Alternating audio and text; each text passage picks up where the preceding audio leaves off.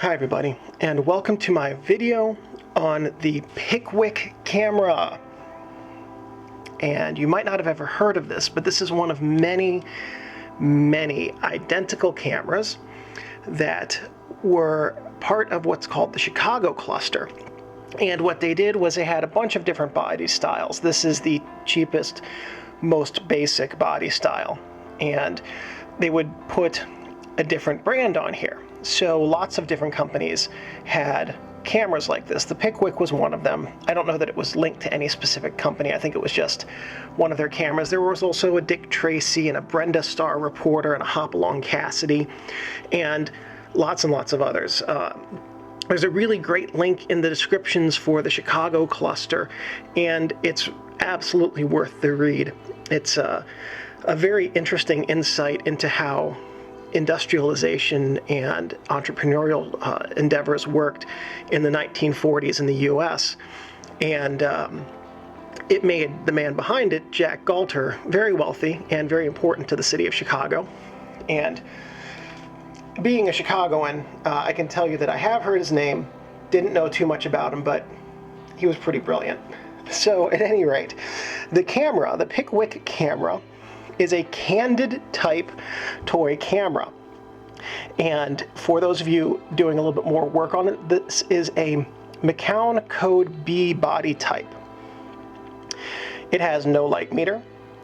It has a shutter of instant and time. Now it says time, but it's actually bulb. The instant speed is somewhere in the range of 1/40th of a second. I would hazard a guess that there is a fairly wide distribution of timings across these cameras with the instant mode. It has a parallax viewfinder through here. Now mine does not have the glass that was supposed to be at the front of the viewfinder, but originally these had a little tiny square of glass that you look through. Honestly, I don't think it really matters. Really does not matter. Wait till the end of this video when you see the photos this camera takes, and you'll know why it doesn't matter. It has no flash sync, so no flash ability whatsoever. This was, like I said, one of many similar cameras with different nameplates. This model came in 35mm and 127 versions. This is the 127 version. There was also a Pikwik that was a TLR version.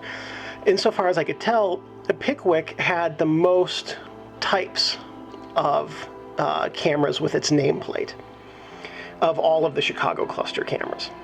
But I could be wrong. I am definitely not an expert on that group of cameras. The lens is a 50mm Graph meniscus autochromat f7.7. Some models, not the $1 model sitting in front of you, had apertures of f11 and f16. And when I say $1 model, literally, when this camera was new, it cost $1. The Graph Optical Company was the lens manufacturer, and they were a lens maker from South Bend, Indiana. And so what my understanding is what they would do is they would make this little tiny glass lens right here, and then it would get shipped up to the factory in Chicago on Lake Street, where this was made on West Lake Street. I think it was like 715. It's a bridge now. The building's not there anymore. And they'd put the little tiny lens in these. Now, when you see the photos at the end, honestly, if that's what you're here for, just skip to the photos. They are worth seeing. They're pretty amazing.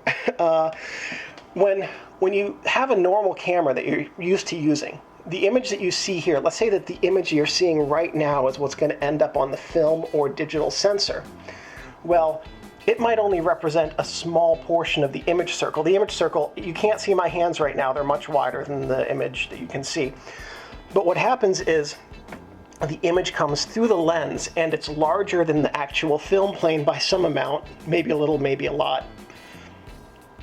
With this lens, the film plane is really using up the entire image circle, and it's not a very well corrected lens. You know, lenses, the backs of them are curved like this. So what happens is the light comes into the back of the lens, and then it gets bent in different directions.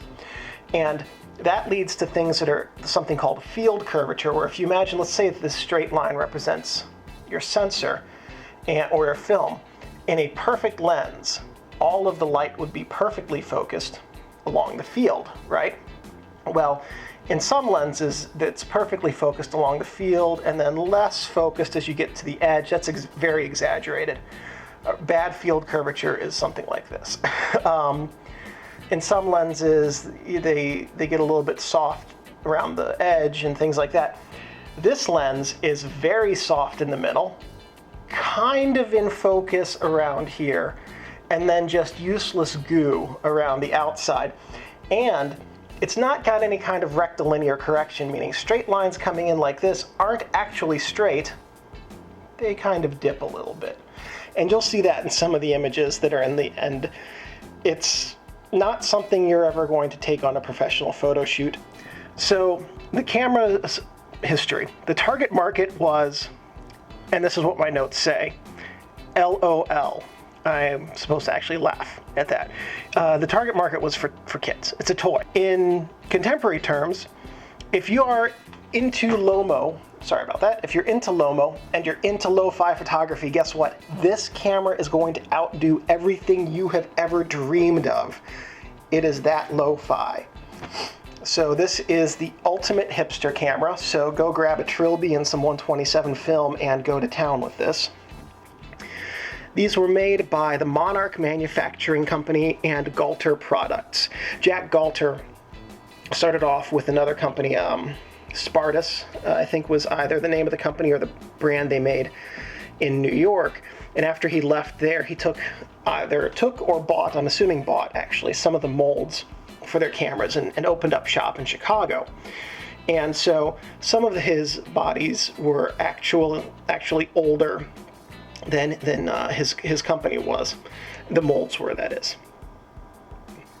And so many of these cameras were rebranded in lots and lots of different ways. They were produced in the 1940s from 1930s molds, and they were by here it is.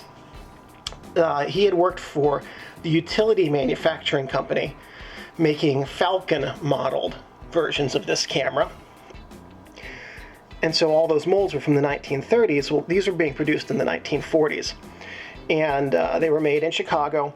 The original price of the cameras was anywhere from $1 to $10 at the time, which even in today's terms is not a whole lot of money.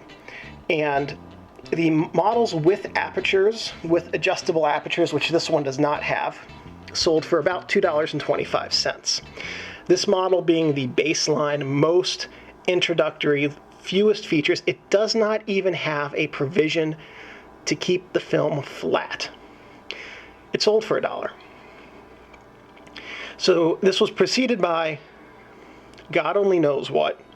It was concurrent with lots and lots of similar bodies and similar nameplates: Spartus, Lincoln, Hopalong, Cassidy, many others. And it was followed by God only knows what.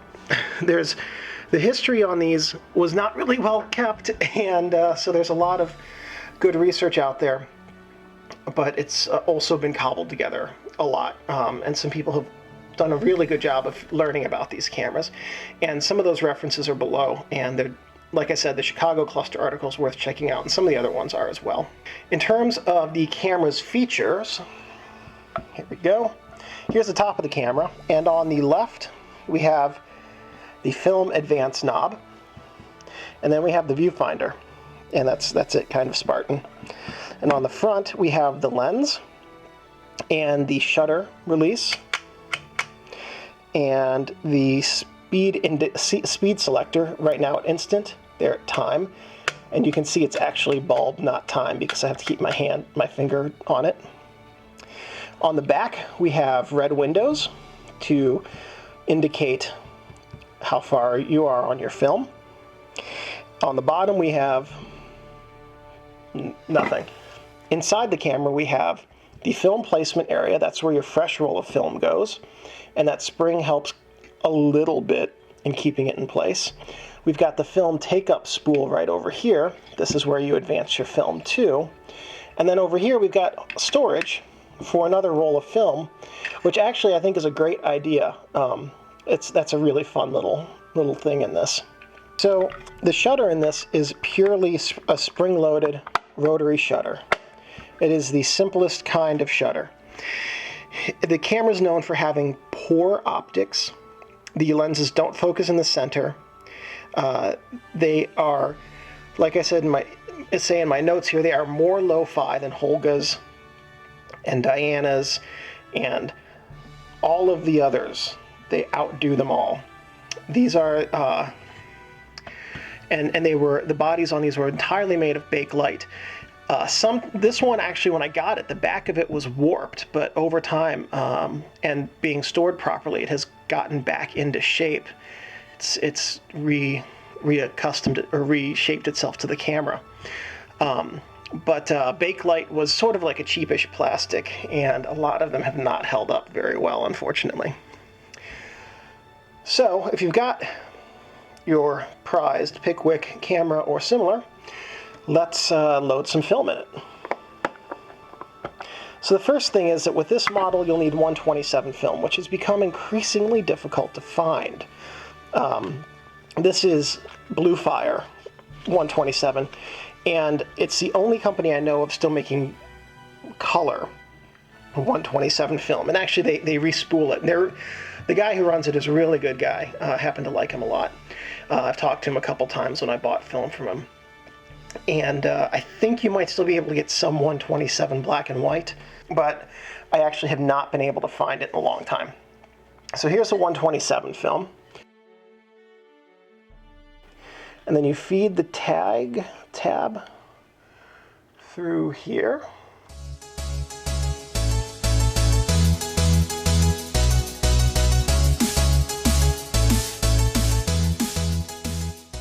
Proving that I am not totally incompetent. And spoke too soon.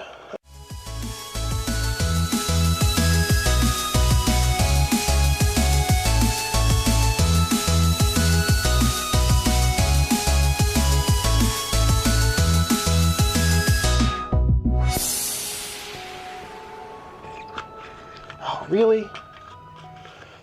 Okay. You know, the first 9 times this was funny. I'm like, oh, this will be a cute little thing for some outtakes or in the video, and now it's not funny. There we go. That's it. Okay.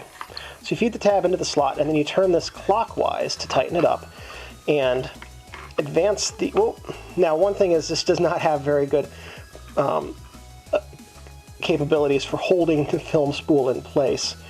So until you get the back on, just hold your finger here. Now there's not actual film on this roll, so it's just the paper backing. And then you advance it until you get to the start arrows, and they're lined up right here. And that's when you put the back on. I'm not going to put the back on just yet. After that lines up, then you just keep advancing, and you get some finger pointies. This is actually, when you get the finger pointies, this is where the film actually starts. That's the tape area for the film. Now on the back, there's a number 1 and a number 2 window. And okay, let's see if we can get, there you go. You can see the larger dots. And now the number 1. Did I overshoot it again? I overshot it again. Okay, so you put the number 1 there, take your picture, then advance it until the number 1 is there, take your picture, advance it until you get the number 2, and then 2, and in that regard you get 16 frames on this 8-frame roll. They overlap, but you get 16 frames, so that's something. So as you go through here, and so this is for 4x4 size, the number 2 in the middle. This is for 4x6, I believe, on the bottom. So I just keep going, and you can see here the number 5 lines up right here, and so the actual image goes from the white dots, the small white dots, to just below the number 5. Well, then the number 5 lines up right here again, and so the image goes from about the middle of the number 5 to the over here. So there's some overlap on every single frame. And then you get to the end after number 8 and just keep advancing.